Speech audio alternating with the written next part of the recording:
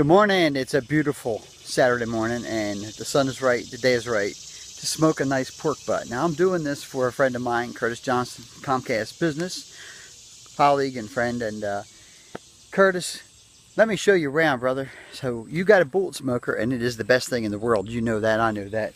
This is what you got right here, right? So at 8 o'clock this morning we fired this bad boy up.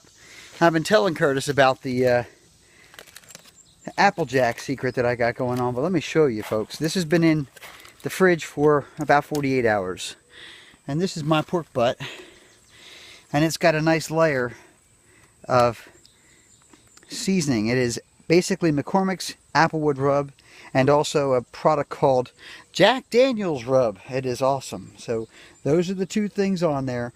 You rub it down with a little virgin olive oil so that it'll grab it. You hold the foil up like that, splash it down the sides, do one and the other until you got a nice coating. This is going to, well, you can see it's already happening. This has only been on about 30 minutes or so, and the meat will start to juice up and it'll blend up with the Applejack rub. Again, that's the Jack Daniels and the Applewood rub, and make something special. Below that you'll see a kettle full of water. That's 1 gallon of water. In here we've got some wood that's been soaking in a kettle or in a bucket, which I'll show you in a minute, and some white coals.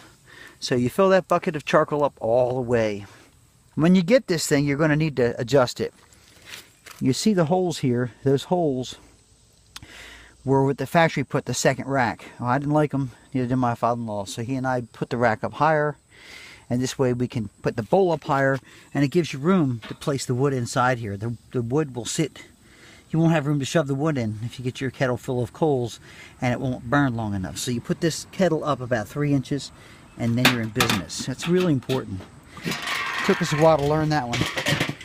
It just sits there, and about every hour I'll come out and I'll add a little bit of charcoal to it, and I'll take a good chunk of some wet wood. So let's go talk about the wet wood, because that's is a big deal. This little bucket stays full of water all the time. And you want these slices of wood to look just about like that. You see, this piece of wood is just going to fit in there perfectly. And you take about 3 of these, shove them in there every hour or so.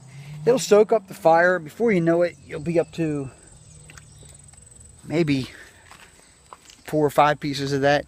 But you really want to get that smoker to the point where it says ideal. Right now we're at ideal, okay? And just want to keep it there all day. So whatever it takes to get it ideal. Throw some more charcoal in there. I've got a pork butt that's probably, I forget how many pounds that is. Can't remember now. But you just gonna keep an eye on it, and you keep open that up. When you can put a fork in there and that pork starts to split all by itself, it just kind of separates. You know you got the right thing going on. So how do you get those nice little pieces of wood?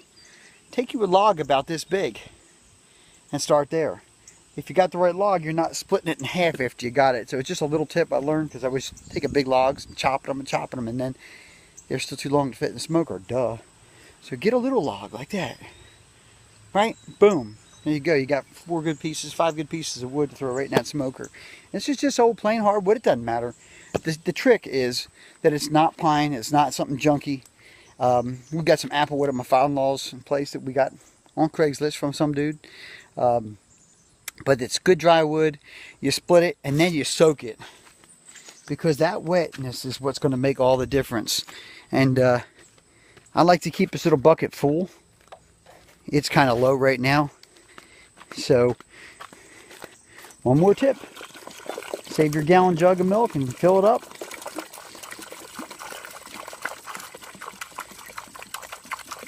Same thing goes for the kettle inside the smoker. Once you get this thing going, it's going to evaporate.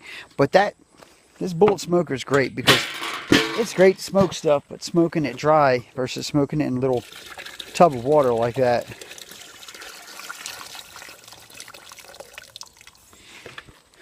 There's just a couple secrets.